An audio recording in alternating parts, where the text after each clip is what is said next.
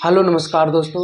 आज हम आपको बताने जा रहे हैं कि क्या बिहार में सरकार फिर से पलटने वाली है। नीतीश कुमार को लेकर बातें बहुत ज़्यादा चर्चाएं हो रही है, क्योंकि कल नीतीश कुमार ने दिल्ली में जाकर प्रधानमंत्री से मुलाकात की और ये चुनावी नतीजे जो साल 2024 का जो आज चुनावी नतीजा आने वाला है उससे पहले एक बहुत बड़ी मुलाकात मानी जा रही है, क्योंकि नीतीश कुमार को अभी मिलने की कोई ज़रूरत नहीं थी नरेंद्र मोदी से।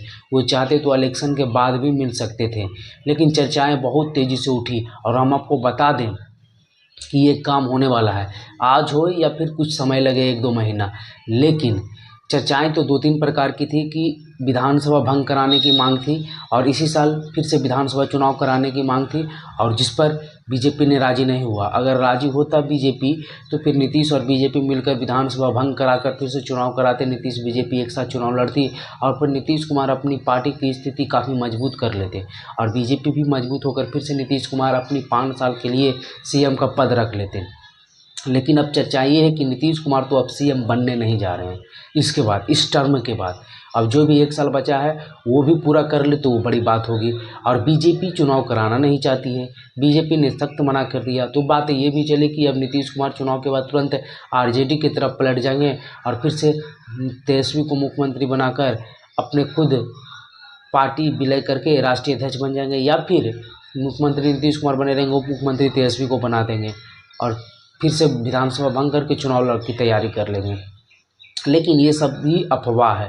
बीजेपी के साथ रहने वाले नीतीश कुमार समझ चुके हैं। और नीतीश कुमार, आपको बता दें कि ये राजनीति के अंतिम पीढ़ी, मतलब अंतिम दौर में नीतीश कुमार चल रहे हैं।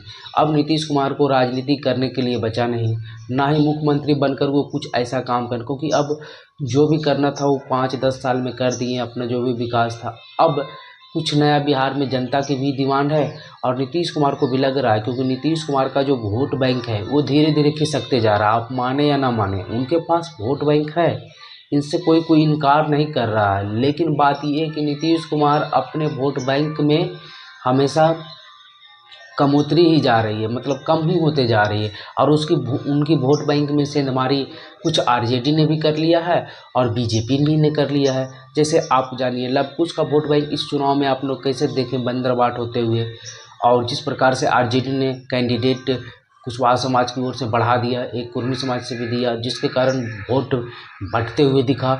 और प्लस बीजेपी ने जब सम्राट चौधरी को मुख्यमंत्री फेस तैयार किया तो बीजेपी के साथ भी कुशवाहा समाज के लोग जाते हुए दिखे और नीतीश कुमार की स्थितियां धीरे धीरे कमज़ोर होती दिखी। तो हम कह सकते हैं कि नीतीश कुमार की राजनीतिक स्थितियां कमज़ोर होते नीतीश कुमार सभी समझ रहे हैं। और कहा यह जा रहा है कि नीतीश कुमार चुनाव से पहले इसलिए मिलने गए क्योंकि उन्हें केंद्रीय मंत्री बनना है और बिहार की राजनीति छोड़कर बिहार में मुख्यमंत्री भी फिक्स हो गया कि कौन बनेंगे और उप मुख्यमंत्री भी। ये सब चर्चाएं ऐसी चल रही है। और तो नीतीश कुमार इसलिए मिलने गए कि चुनाव से अगर पहले हम मिल लेते हैं मोदी से, तो अगर चुनाव में ऐसे भी एग्जिट पोल आ गया है, सभी जगह मोदी सरकार बनने की संभावनाएं दिख रही है, तो नीतीश कुमार को लग रहा है कि अगर चुनाव के बाद जाते हैं तो पिछली बार जैसी स्थिति नहीं हो जाएगी। क्योंकि पिछली बार बीजेपी ने सभी पार्टी से, जितने भी गठबंधन के पार्टी थे, एक एक मंत्री बनाया था और नीतीश कुमार को इसकी नाराज़गी थी, जिस कारण वो मंत्रिमंडल में शामिल नहीं होना चाहते थे। लेकिन आरसीपी सिंह ने नीतीश कुमार की बातों को साइड में रखते हुए मंत्रिमंडल में शामिल हो गए, जिसके परिणाम आज आरसीपी सिंह इस चुनाव में नापता रहे। तो नीतीश कुमार इस मैटर को पहले ही सुलझा लेना चाहते हैं और चर्चाएं हैं कि नीतीश कुमार फिर से केंद्र में मंत्री बनने जा रहे हैं।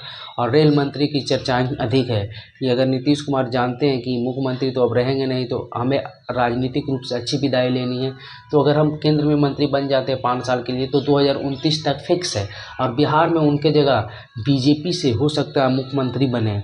और इन नामों की चर्चाएँ हैं और ये एकदम समझ लिए कन्फर्म कि नीतीश कुमार अब बिहार की राजनीति छोड़ने वाले ही हैं और केंद्र में जाएंगे। हाँ, समय लग सकता है और बीजेपी का मुख्यमंत्री हो या नीतीश कुमार की अपनी पार्टी से मुख्यमंत्री हो, एक मनीष वर्मा उनके जो अधिकारी हैं, आईएएस अधिकारी, उनकी भी काफ़ी चर्चा है। नीतीश कुमार से मुलाकात हो रही है और कही जा रही है कि वो जब नीतीश कुमार केंद्र में मंत्री बनेंगे तो उनके साथ वो सचिव बनेंगे।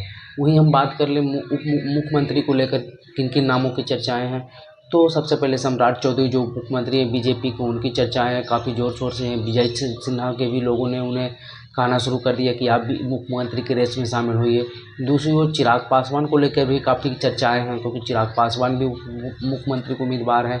लेकिन चिराग पासवान को अगर मुख्यमंत्री बनना है, बीजेपी बनाएगी तो उनकी पार्टी विलय ही करवाएगी, अन्यथा नहीं बनने देंगे।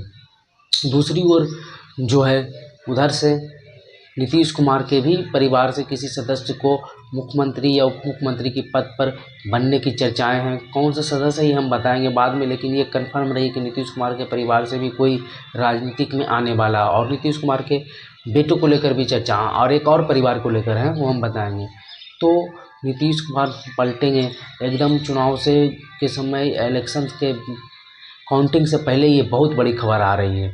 और मुख्यमंत्री और उप मुख्यमंत्री के साथ साथ मंत्रिमंडल भी तैयार किया जा रहा है।